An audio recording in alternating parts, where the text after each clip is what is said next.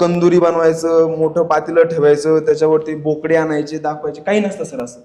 तुम्ही जर बाहेर फिरायला गेलो तुम्हाला असं ॲम्बियन्स वगैरे बघून जर वाटलं तर सरळ सरळ बेसनच खायचं. माझं नाव नंदराज काकड, मी सावजी किचनचा ओनर आहे. मी 2019 पासून या क्षेत्रामध्ये आहे. चिकन लवकर बॉईल करण्यासाठी एक केमिकल असतं सर हॉटेल लाईनला, ते केमिकल वापरलं जातं. त्याच्यामुळे ऑटोमॅटिक काय होतं ना, चिकनला हीट भेटते ऑटोमॅटिक, ते तेवढ्या फास्टमध्ये ते बॉईल होतं. त्याच्यानंतर टेस्टिंग पावडर असते जी एकदम स्वस्त भेटते. त्या भाजीमध्ये जर टाकून दिली ना आणि 4-5 मसाले टाकले, कांदा वगैरे टाकला, लगेच भाजी तयार होती. काही म्हणजे मेंटेनन्स नाही, काहीच नाही. जर तुम्ही 97 रुपयातून 100 रुपये जर देतात, थाळी देतात, तर प्लीज फसवणूक करू नका.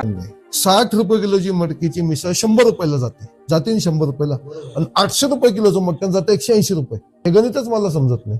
एक सोपं गणित आहे. मी ज्या ती थाळी बघतो त्याच्यात एक 5-6 पीस मटणचे येतात. 1 किलोचे 25 पीस होतात. साधारण 800 रुपये किलो मटण आहे. त्याला मसाला लागेल का, ते 400 रुपये मसाल्याचं करतं, 1200. 1 किलोचे 25 पीस होता, 1200 भागिले 25 म्हणजे तुमचा साधारणपणे 55 रुपये पीस पडतो. 50 to 55 रुपीज पीस. 50 रुपयाचं तुमचं प्रिपेरेशन झालं पर पीस. सगळं झालं, तेल बिल 5 पीसचे झाले 250 रुपये. भाकरी कुठे गेली, भात कुठे गेला, आणि सूप कुठे गेला, मुलांचा पगार कुठे गेला, लाईट बिल कसं परवडतं. आणि सगळीकडे मटण एकच भाव आहे, जास्तीत जास्त 10-20 रुपयाचा फरक